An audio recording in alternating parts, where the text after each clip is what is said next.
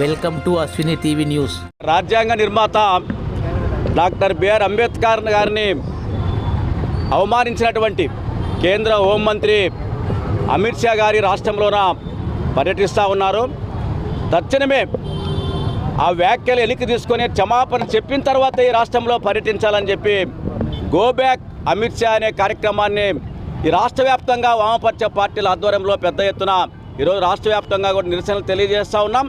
మరి అంబేద్కర్ గారి పట్ల అనుచిత వ్యాఖ్యలు అనేవి కరెక్ట్ కాదు. తక్షణమే క్షమాపణలు చెప్పాలి. నరేంద్ర మోడీ కలగజేసుకొని తక్షణమే మంత్రివర్గం నుండి బర్తరఫ్ చేయాలని చెప్పి కూడా కోరుతా ఉన్నాం. ఒక నెల రోజుల నుంచి కూడా ఈ దేశవ్యాప్తంగా పెద్ద ఎత్తున మేధావులు, అనేక రాజకీయ పార్టీలు, ప్రజా సంఘాలు, మరి విజ్ఞాన ప్రజలంతా కూడా దీన్ని నిరసిస్తూ రోడ్లలోకి వచ్చి ఆందోళన చేస్తూ ఉన్నారు.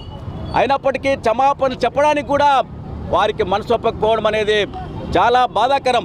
ఎందుకంటే ఈరోజు డాక్టర్ బిఆర్ అంబేద్కర్ గారు రచించిన రాజ్యాంగం ప్రకారమే, రాజ్యాంగం ద్వారానే నీవు ప్రధానమంత్రి అయ్యావు, నీవు హోంమంత్రి అయ్యావు, ముఖ్యమంత్రులైనా, మంత్రులైనా, ఎమ్మెల్యేలైనా, ఎంపీలైనా అందరూ కూడా రాజ్యాంగం ద్వారానే ఆ స్థాయికి వచ్చారు.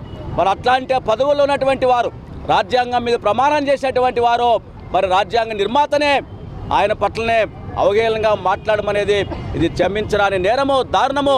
తక్షణమే క్షమాపణ చెప్పాలి, వెనక్కి తీసుకోవాలా వ్యాఖ్యలని చెప్పి మనం కోరుతా ఉన్నాం. దుర్మార్గం ఏమంటే ఈ రాష్ట్రంలో పర్యటన సందర్భంగా ఈ రాష్ట్ర ముఖ్యమంత్రి చంద్రబాబు నాయుడు గారు, ఉప ముఖ్యమంత్రి పవన్ కళ్యాణ్ గారు, వారి మంత్రుల అనుచరులంతా కూడా ఆయనకి సాధారణ స్వాగతం పలికి విందులు ఏర్పాటు చేస్తూ ఉన్నారు. ఒకటే అడుగుతూ ఉన్నాం, అంటే అంబేద్కర్ గారిని అవమానపరిస్తే ఖండించడానికి కూడా మీకు నోరు రావట్లేదు, అంటే మాట్లాడడానికి మీరు ఇష్టపడడం లేదు, అంటే మీ పదవుల కోసమో వారికి భయపడి బీజేపీకో, ఆర్ఎస్ఎస్కో, అమిత్ షాకో, నరేంద్ర మోడీకో భయపడి అంబేద్కర్ గారిని మీరు కూడా అవమానిస్తూ ఉన్నారు. ఇది కరెక్ట్ కాదో. ఇప్పటికైనా ఇలాంటివి జరిగినప్పుడు ఖండించాలి, ఉన్నట్లా మాట్లాడగలగాలని చెప్పి కూడా మనం కోరుతా ఉన్నాము. రాబోయే కాలంలో మరింత పెద్ద ఎత్తున దీని మీద ఒత్తిడి తీసుకొస్తామని చెప్పి కూడా ఈ సందర్భంగా తెలియజేస్తూ ఉన్నాం. ఈరోజు భారత కమ్యూనిస్ట్ పార్టీ సిపిఐ మరి ఏదైతే పార్లమెంటు అమిత్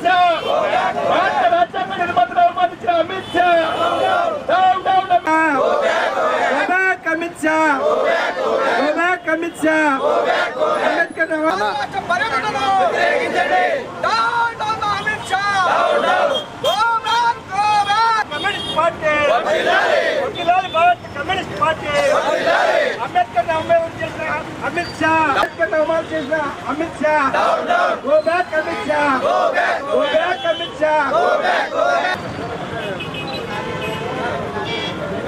భారత కమ్యూనిస్ట్ పార్టీ, భారత కమ్యూనిస్ట్ పార్టీ నగర సహాయ కార్యదర్శి మహేష్ గారు, జిల్లా కార్యవర్గ సభ్యులు, సీనియర్ నాయకులు కె జగన్నాథం గారు, అట్లాగే నగర కార్యవర్గ సభ్యులు రాష్ట్ర కార్యదర్శి జగన్నాథం గారు, నగర పార్టీ కార్యవర్గ సభ్యులు, ప్రజా సంఘాల నాయకులు మనం ఇక్కడ నిరసన తెలియజేస్తా ఉన్నాం. మరి పార్లమెంటు సాక్షిగా ఒక నెల రోజుల క్రితం కేంద్ర హోంమంత్రి అమిత్ షా గారు రాజ్యసభలో మాట్లాడి అవహేళన చేస్తే కనీసం ఇది మంచి పద్ధతి కాదు, ఇది కరెక్ట్ కాదని చెప్పి ఖండిస్తా ఉన్నాం.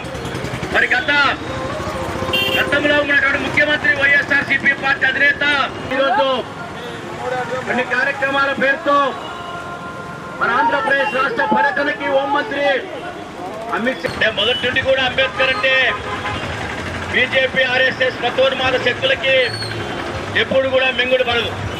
దాన్ని ఆయన రాజ్యసభలో బహిర్గతం చేశాడు.